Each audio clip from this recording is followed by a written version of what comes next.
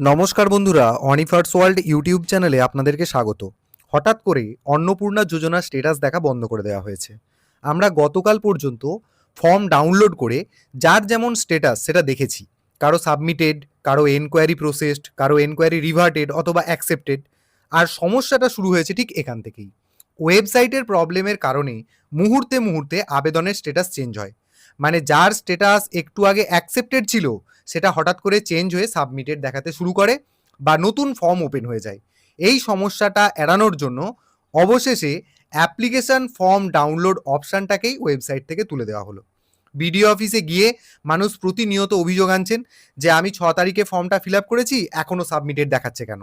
আর আমার বাড়ির অন্য আরেকজন সদস্য, তিনি 10 তারিখে ফর্মটা ফিল আপ করেছেন, সেটা কিন্তু প্রসেস হয়ে গেছে। তো মাঝখান থেকে এই স্ট্যাটাসের জ্বালাতন সহ্য করতে না পেরে ফর্ম ডাউনলোড অপশানটাকেই কমপ্লিটলি তুলে দেওয়া হলো। দেখুন, এখানে শুধুমাত্র অ্যাপ্লিকেশন নম্বর আর হেড অফ দ্য ফ্যামিলির নামটা শো করছে লগ ইন করলে।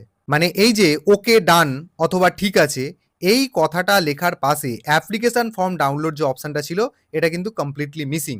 আপনি এখন লগ ইন করে চাইলে দেখে নিতেই পারেন। এবার এই যে সমস্যাটা নতুন করে শুরু হলো, এটা কি সমস্যা এড়ানোর জন্য নাকি ওয়েবসাইটের প্রবলেম? তো সেটা সঠিকভাবে এখনই বলা যাচ্ছে না। জানি না এটা আবার কবে ওপেন হবে।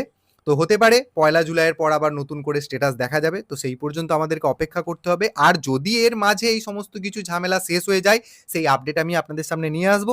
ততক্ষণ পর্যন্ত ভিডিওটা আপনারা সকলের সাথে শেয়ার করুন এবং আপনারা যারা আমার চ্যানেলে নতুন তারা চ্যানেলটিকে সাবস্ক্রাইব করে নিতে ভুলবেন না।